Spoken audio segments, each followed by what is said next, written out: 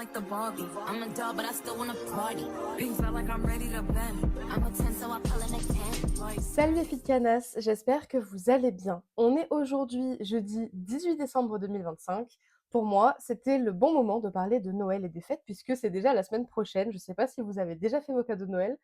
Perso, pas encore, va falloir que j'y aille peut-être cet après-midi. Je pense qu'aujourd'hui, on va parler vraiment de la pression qui entoure les fêtes de fin d'année et le fait de comment déculpabiliser et quelques petites astuces justement pour mieux gérer les fêtes. C'est vrai que je suis dans une phase assez sympa parce que j'ai mon poids qui bouge pas mal. Là, je suis passée ce matin à 80 kilos et quelques, donc j'avais pas été dans les 80 kilos depuis très longtemps. Je suis partie là début d'année à plus de 92, donc là, je descends vraiment bien. Et bah, forcément, j'ai commencé à moi-même m'auto-mettre une pression et me dire: «Mais il va y avoir Noël et cetera, comment je vais réussir à gérer?» Donc le but, c'est qu'aujourd'hui, on puisse parler de ça ensemble, et que je puisse vous donner, moi, un petit peu, bah, mon plan d'action que je me suis mis dans ma tête, pour, ces fêtes de fin d'année et comment je me dis: «Je vais réussir, on va dire, à limiter la casse sans trop me stresser», parce qu'il faut se remettre dans le contexte, je pense que ça se voit assez, je ne prépare pas de compétition de bodybuilding, donc il faut aussi savoir déculpabiliser et se dire qu'il y a des périodes de vie, il y a des moments dans ta vie où tu vas pas pouvoir toujours être à fond et clairement, je compte pas arriver chez ma tante, parce que je fais chez ma tati chaque année Noël, avec un tupperware, de la dinde et du poulet, c'est pas une option. Donc le but, c'est qu'aujourd'hui, on puisse un petit peu, bah, avoir les clés principales, on va dire, que je vais mettre en place, et pour ceux qui me voient du coup, qui sont sur, YouTube parce que, bah, je filme aussi en même temps, j'ai un super pyjama de Noël, Disney, donc j'ai des gros, Mickey et j'ai essayé non, mais parce que je me suis dit: «Je vais pas encore m'habiller en sport, pour faire un podcast», de me faire une petite coupe, une espèce de, coiffé décoiffé, comme je vois les meufs faire sur Instagram, sauf que moi, j'ai juste l'air décoiffée. Donc on passera ce côté, esthétisme approximatif et je trouve que c'est vachement dans le thème parce qu'il y a cette pression, je trouve, quand on arrive vers Noël, que tout soit parfait. Je veux dire, moi, ça ma daronne, ça fait, 3 semaines que je l'entends me parler de quel repas elle veut faire. «Est-ce que tu penses que c'est bien du saumon? Mais attends, les gens, les coquilles Saint-Jacques, il y a pas tout le monde qui aime» et cetera et j'ai l'impression que Noël, faut que ça soit parfait, faut que ça soit, instagrammable, faut pouvoir avoir la meilleure déco, avoir le meilleur repas et je trouve que c'est dommage parce qu'on perd l'esprit de Noël qui, de base, c'est juste tu passes un bon moment en famille. Alors peut-être c'est parce que moi je suis moins sensible, j'ai un palais de Doberman et je suis moins sensible à la bonne bouffe et cetera. Mais perso que tu me fasses des coquilles Saint-Jacques, des coquillettes, ou je sais pas quoi, je m'en fous tant que je suis avec ma famille, qu'on rigole bien et que la soirée se passe bien. Franchement le reste, pour moi, c'est vraiment accessoire. De la même façon, j'ai eu trop tendance certaines années à regarder, tu sais, tu passes la soirée de Noël à regarder les stories des autres. «Ah ouais, ils ont un beau sapin, il y a plein de cadeaux, il y a machin». Tu te compares alors qu'au final l'esprit de Noël de base, bah, c'est juste de passer un bon moment ensemble et je trouve ça dommage au final de se focus sur les mauvaises choses, et du coup, bah, cette année, moi, je sais que j'aimerais vraiment me focus sur être avec mes proches, déconnecter du téléphone, pas me comparer, pas me dire: «Oh mais tu as vu elle, elle a ça et nous on a un truc différent» et cetera. Parce que, bah, je trouve que c'est triste et je trouve que dans la vie de tous les jours, même hors Noël, sans les réseaux sociaux, bien que ce soit mon travail, bah, on serait, tellement plus heureux, on serait tellement plus, connectés, les uns envers les autres et ça fait partie des choses aussi qui m'ont poussée moi à partir en Australie l'année prochaine, parce que, je trouve que, d'être tout le temps sur le téléphone et de tout le temps, chercher la validation des autres et de tout le temps, je sais pas moi, vivre à travers une image faussée de la réalité, c'est pas bon. Et d'être avec du décalage horaire et tout, bah, de toute façon, j'aurais pas le choix que d'être dans le moment présent, donc c'est un petit peu, moi, le challenge que je me suis mis, ce qui est assez ironique étant donné que je passe ma vie à poster des stories et cetera. Mais faut pas oublier que les stories que vous voyez des gens, ça prend 1 seconde à faire, c'est pas leur journée. Même s'ils font 10 stories de 10 secondes, au final, ça fait 100 secondes, donc ça fait genre, 1 minute 40. Donc au final, sur 24 heures, bah, ça sera pas tout. Voilà, ça c'était ma petite introduction, de la mentalité que j'aimerais avoir moi pour les fêtes, quand bon, là je parle beaucoup de Noël, mais pareil pour Nouvel An. Pendant tellement d'années, moi, Nouvel An, fallait que je le prévoie, 4 ans à l'avance. Alors est-ce que c'est parce que j'ai bientôt 30 piges, que maintenant je m'en fous et genre vraiment, là je sais même pas vraiment ce que je vais faire. On est le 18 décembre et c'est dans 1 semaine et demie, alors qu'avant, waouh, c'était, le moment de l'année, la soirée de l'année et j'ai l'impression que c'est encore un petit peu le cas pour les personnes un peu plus jeunes et du coup, bah, je voulais un petit peu, décomplexer par rapport à ça, on s'en fout un petit peu, c'est, oui, c'est une soirée importante, mais au final, perso, je me dis tant que je suis avec des personnes que j'apprécie, bah, c'est un peu ce qui compte et puis, une année, ne se résume pas à une soirée de Nouvel An ratée. Une année, c'est vraiment 365 jours ou 366, d'efforts pardon, d'efforts et de travail sur soi, donc pour moi, c'est vraiment 2 choses différentes. Voilà, le contexte étant posé, passons dans le vif du sujet. Comment on fait pour passer un Noël où on prend pas, 40 kilos? Globalement, c'est un peu le sujet d'aujourd'hui. Déjà, je veux rappeler, bon, comme je vous l'ai dit tout à l'heure, on prépare pas une compétition de bodybuilding ou si c'est le cas, je sais pas ce que vous faites sur cette vidéo parce que je suis clairement pas la personne la mieux placée pour vous en parler. Donc on se déstresse un petit peu. C'est pas en un repas, donc ou même 2 repas, on va dire, on va prendre le 24 au soir et le 25 au midi. C'est pas en 2 repas que vous allez prendre 40 kilos. Oui, vous allez avoir plus de poids sur la balance, mais parce que vu que vous allez manger différent d'habitude ou plus salé ou plus gras ou beaucoup d'alcool et cetera, vous allez faire de la rétention d'eau, vous allez avoir beaucoup d'inflammation. Mais parce que votre corps, il aura pas l'habitude. Donc déjà, on se déstresse un peu et on se dit que le poids que je prends entre, le 24 et le 31, bah, c'est pas forcément que du gras. Et heureusement, si on prenait en 3 repas 3 kilos de gras, franchement, déjà que la nature sur certains trucs est pas super bien faite, là, ça serait une catastrophe. Donc déjà, on se déstresse. Moi, je sais que je vais me peser, mais juste parce que dans mon programme d'entraînement, je me pèse tous les jours pour voir un petit peu comment mon poids il fluctue et parce que moi, c'est important de le traquer. Si vous, la balance, là, vous n'êtes pas suivi par un coach et que c'est un truc anxiogène, ne vous forcez pas à vous peser. Si c'est un truc où vous allez trouver ça gaulerie avec vos potes de vous dire oh putain, t'as vu ce matin, je faisais 75 kilos et là, après le repas de Noël, j'en fais 80, oh là là, c'est rigolo, ça c'est autre chose. Mais si c'est un truc anxiogène, ne le faites pas. Enfin, je vois pas l'intérêt de vous stresser là en plus à une période où vous savez que vous allez prendre du poids. Moi, dans ma vie de tous les jours, je suis très loin d'être parfaite. J'applique la méthode de ce qu'on appelle le limiter les dégâts. Je suis quelqu'un où je me dis, ça peut m'arriver de merder parce que je suis quelqu'un d'humain. Et clairement, bah, des fois, j'ai pas la motive, des fois, bah, j'ai envie de me faire plaisir, etc. Donc, je limite les dégâts. Comment on limite les dégâts à Noël? Alors là, bien sûr, spoiler alert, je vous parle, enfin, trigger warning, je crois que c'est ça qu'on dit. TW, trigger warning, ou je sais pas quoi. Je vais vous parler pour une famille, qui passe Noël d'une façon, classique. Je veux dire, je suis pas végane, je suce pas du bambou, si ce que vous mangez, c'est des brocolis, et ça s'arrête là, à un moment donné, moi, je vais pas vous parler là non plus, comme je vous ai déjà dit. Moi, là, je vous parle pour quelqu'un qui va bouffer, je sais pas ce qu'on va manger, mais du foie gras, du pain, des toasts, des patates, des trucs, en sauce. Enfin voilà, vraiment un repas de Noël, on va dire classique, pas, un truc graines de sarrasin, saupoudré de queue de cerise, voilà. Comment le cadre il est posé. Et dans ce contexte-là, moi, comment je réussis à, on va dire, un peu limiter les dégâts. Un, bon, si vous êtes invité, vous n'avez pas trop le choix que de manger ce qu'on vous sert, mais limitez l'apéro. Tout ce qui est chips, cacahuètes, c'est des trucs de toute façon que vous pouvez manger le reste de l'année. Donc c'est pas de se dire à Noël je me prive, mais de me dire bah à Noël je vais manger des trucs peut-être que je mange pas le reste de l'année. Et si bah, 3 chips pour vous, ça va vous. Peut-être quand vous arrivez, tu sais, t'as ce truc où t'as faim, donc tu manges, tu te jettes sur le premier truc, bah au final ça va te remplir l'estomac d'air, parce que bah, ça va commencer à te caler alors qu'au final tu manges rien de bien fou. Donc ça, c'est vraiment de limiter l'apéritif. Ensuite, pour ce qui est alcool, alors moi, bon, j'ai arrêté de boire depuis avril, mais là, je pense que je vais quand même reprendre un ou deux verres. Bah pareil, tout est dans la limite. C'est qu'il y a une différence entre arriver, te taper une bouteille de Malibu en cul sec, je dis ça parce que je crois qu'il va y en avoir cette année, et boire 2 verres de vin pendant le repas. Donc pareil, tout est question d'équilibre. Alors pareil, si vraiment c'est le moment de l'année où vous buvez, et cetera, déculpabilisez-vous, faut profiter aussi, c'est Noël. Mais si du coup vous regardez ce podcast, c'est que vous cherchez aussi à limiter les dégâts, donc dites-vous, peut-être je vais éviter de boire une bouteille complète, je vais boire 2 verres de vin ou un apéro et 2 verres de vin. Donc c'est vraiment, tout est dans la quantité en fait, et c'est pareil du coup pour le repas.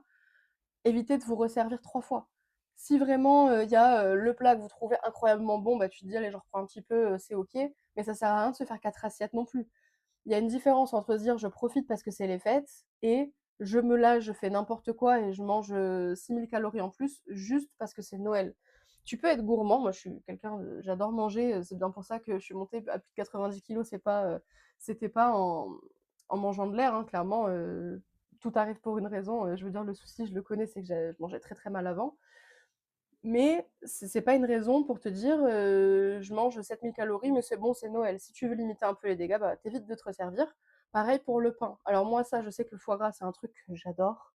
Les petites toasts là avec du foie gras, rien d'en parler, j'ai la dalle. Les petits toasts avec la confiture de figue, avec du confit d'oignon, avec tout, peu importe ce que tu veux. Bah, limiter aussi parce que pareil, c'est des calories. Je vais pas dire qu'ils sont vides, mais qui au final vont pas t'apporter grand chose parce que ça va te caler sur le moment et après tu vas avoir la dalle et c'est comme ça qu'après bah, tu vas manger n'importe quoi. Donc pareil, privilégiez si vous devez vous resservir peut-être les protéines ou les légumes. Si par exemple, je sais pas moi, il y a du poulet et des haricots verts, bah, peut-être reprenez de ça plutôt que de reprendre 4 fois du fromage. Pareil, je connais pas vos habitudes de consommation, mais moi, je sais que c'est ce que je vais faire. Si j'ai un truc dont je dois me resservir, soit c'est quelque chose que j'ai pas mangé depuis longtemps parce que clairement ça fait des mois et des mois que je fais des efforts, soit ça va être voilà, des protes, du poulet parce que je sais des trucs c'est des trucs qui vont me caler et en même temps, ce que je trouve compliqué, c'est de garder cet esprit de Noël, de pas trop compter les calories, mais de faire ça intelligemment. J'ai pas envie de me priver parce que je vais être avec ma famille, je vais pas être là en mode: «Attends, sors une petite balance alimentaire, je vais peser». Pas du tout, je le fais même pas au quotidien ça. Mais dans l'idée, ça peut être une astuce. Donc ça, le pain, on en a parlé. L'alcool, on en a parlé, sachant que l'alcool, là où c'est compliqué, c'est que votre corps, il va essayer d'éliminer en premier l'alcool quand les jours d'après, parce qu'il va se dire: «C'est le poison, on va dire ultime, donc il faut l'éliminer» et du coup, il va pas se concentrer sur éliminer les autres choses que vous allez manger ou du moins, il va le faire dans un second temps et c'est là aussi où vous pouvez voir votre poids qui va pas mal fluctuer, par rapport à l'alcool. Et pareil pour le dessert, ou pour le fromage, tout est dans la quantité. Vous pouvez prendre un petit bout de chaque truc. Maintenant, si vous prenez, 500 grammes de camembert et 300 grammes de comté, forcément, vous allez avoir, je sais pas moi, X 1 200 calories, on va dire de surplus et c'est là où ça va être compliqué. Ce qui est complexe aussi à Noël, vu que c'est un moment où on est tous ensemble, on reste assis, on ne bouge pas. Je vous dis pas de vous faire une balade digestive tout de suite après, mais le lendemain matin, par exemple, selon là où vous êtes, moi j'ai de la chance, je suis dans le sud, donc il fera logiquement, plutôt beau, et doux. Bah, allez vous faire une balade, peut-être ça peut même être un moment en famille à partager tous ensemble. Venez, on va se bouger un petit peu et cetera, parce qu'en plus de beaucoup manger, c'est des périodes où on est vachement assis et où au final, bah, on ne se dépense pas du tout. Et là où avant, tu pouvais un petit peu éliminer, on va dire en te déplaçant, en faisant ton NEAT, ton ménage, ton machin, bah là, en fait, on va passer la soirée assis, le lendemain, on se réveille, on reste en train de dormir à regarder un film de Noël. Et du coup, bah, c'est le combo des 2 au final qui fait que des fois, on prend un peu de poids. C'est trop manger, trop boire et surtout pas bouger. Donc ça fait partie des choses aussi, auxquelles vous pouvez penser. Je regarde juste un petit peu ce que je m'étais noté, de côté, juste au cas où, parce que pareil, donc quand je parlais de dessert, il y a plusieurs façons. Alors pareil, quand vous êtes, invité, vous savez peut-être pas forcément ce qu'il y a au menu, mais il peut y avoir des fois où il va y avoir de la bûche, je sais pas moi, avec de la crème, des trucs ultra riches, ou des fois, il peut y avoir des glaces. Bah, là, c'est peut-être un poil moins grave aussi selon la compo qu'il y a dedans. Et resservez-vous pareil des chocolats, pas peut-être pas forcément en enquille et vin. C'est d'en prendre un, attendre un petit peu, manger doucement aussi ça peut aider, un deuxième, attendre un petit peu. Donc c'est tout un équilibre aussi parce qu'au final on reste 5 heures assis à manger. Bah, v selon vos préférences aussi, peut-être anticiper, vous dire: «Moi je suis quelqu'un, j'aime plus le sucré, je me restreins un poil sur le salé», peut-être pas à vous restreindre en mode, je mange pas, mais à vous dire: «Je me resserre pas 3 fois» et au moins je sais que sur le dessert, je vais pouvoir me rattraper un petit peu. Je sais pas si tout ça, ça vous aide. Moi, je sais que c'est un petit peu, je sais que c'est ce que je vais faire du coup, dès la semaine prochaine. De la même façon pour Nouvel An, par exemple, bah, soit je vais être à une soirée où il va y avoir des courses de fête et je vais essayer moi de m'intégrer deux trois trucs dans les courses, histoire, bah, d'être tranquille. Dans le sens où, moi je bois souvent un Ipro. Alors maintenant j'ai un petit estomac aussi parce que vu que je mange bien depuis un petit moment, je connais exactement comment fonctionne mon estomac. Je vais me prendre un Ipro, vous savez, les boissons à boire là, il y a 25 grammes de prot et genre 170 calories. Je vais m'intégrer deux trois des carottes, des baby carottes, du houmous, j'en sais rien, des petits trucs par-ci par-là qui vont m'éviter de manger des pizzas cuites au four, enfin cuites au four ou des choses comme ça. Pareil pour l'alcool, toujours en quantité raisonnable, sauf si il y a des moods, et ça on le connaît, hein, tu te dis c'est ma grosse cuite de l'année, moi il y a potentiellement moyen que ça soit ça qui se passe, je ne sais pas encore. Bah, du coup, c'est bon, je me mets une caisse. Mais toujours, essayer de faire intelligemment plutôt que me faire des cocktails comme avant, je buvais beaucoup de Sex on the Beach, de trucs, ultra sucrés parce qu'en plus de l'alcool, tu as le sirop, tu as, les jus de fruits et cetera. Bah, de se dire: «Je vais peut-être me mettre une cuite». Moi, je sais pas moi, à la vodka, au vin blanc, enfin «limiter» entre guillemets, il faudrait que je regarde les calories, des alcools, mais de relimiter, on va dire, quels alcools je choisis. Donc c'est toujours pareil, je ne vous dis pas ne profitez pas de cette fin d'année, je vous dis voici mes clés pour réussir à limiter un petit peu les dégâts parce que on connaît les bestioles, moi la première.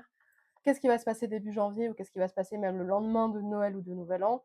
Ah, je me sens pas bien, j'ai trop mangé. Et en plus, quand tu manges pas bien, moi perso, je sais que j'ai un mood infect, je suis pas bien dans mon corps, je suis pas bien dans ma peau, je déteste tout le monde, genre vraiment c'est infect. Donc en fait, je me dis, toutes les actions que je fais maintenant, je les fais pour la Marie future. Donc en fait, les actions égoïstes que je vais faire maintenant, ça va être bah, pas bien pour la Marie dans 2 semaines. Donc j'essaye au maximum de pas être égoïste maintenant et de me dire: «Meuf, je le fais pour toi, pour la future toi, j'essaye au maximum, de me raisonner et de, faire ça bien». Donc c'est un petit peu moi les guidelines que je peux vous donner, les petits conseils que je peux vous donner. N'hésitez pas si vous en avez d'autres à me les communiquer parce que, là, moi, j'avoue que c'est la première année où je vais faire un petit peu attention à Noël et autant, je sais pas moi, il y a aussi le fait de prévenir votre famille que vous faites attention et du coup, peut-être ça peut être un truc sympa entre famille de se dire, voilà, je sais que tu fais attention, plutôt que prendre de la crème fraîche classique, je prends de la crème fraîche allégée, plutôt que, de prendre, je sais pas moi, du Saint-Moré ou du Philadelphia pour, tartiner, je vais prendre du Carré frais 0 enfin, j'en sais rien. Ça peut être des petits hacks, aussi comme ça à voir avec votre famille. Mais sinon, c'est vraiment aussi le moment de profiter, c'est pas le moment de lancer une diète.